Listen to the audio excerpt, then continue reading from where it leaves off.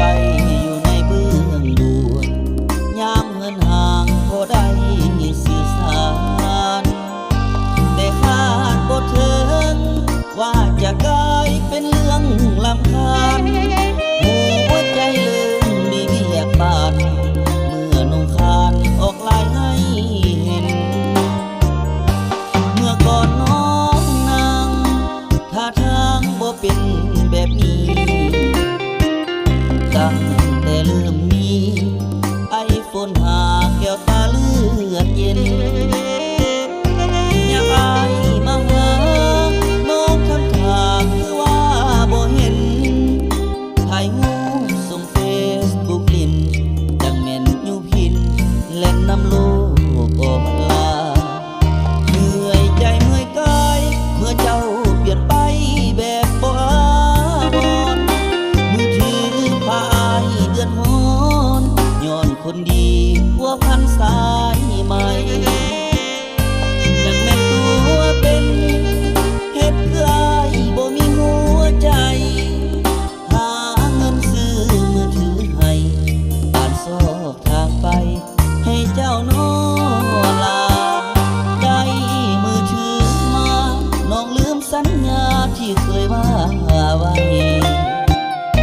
ทุกอย่างเปลี่ยนไปอ้ายถูกไล่ไปจากสายตากลายเป็นส่วนเกินทั้งสิเอิ้นเจ้าบ่หัวซาหากอ้ายบ่มีคุณค่าซื้อมือถือมา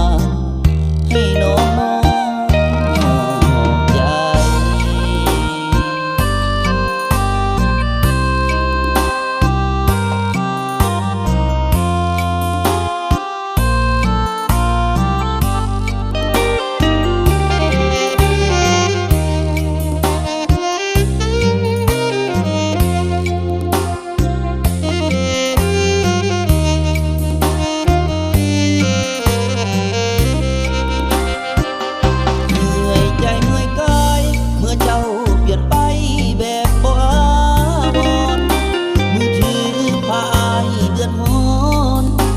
คนดีหัวพันสา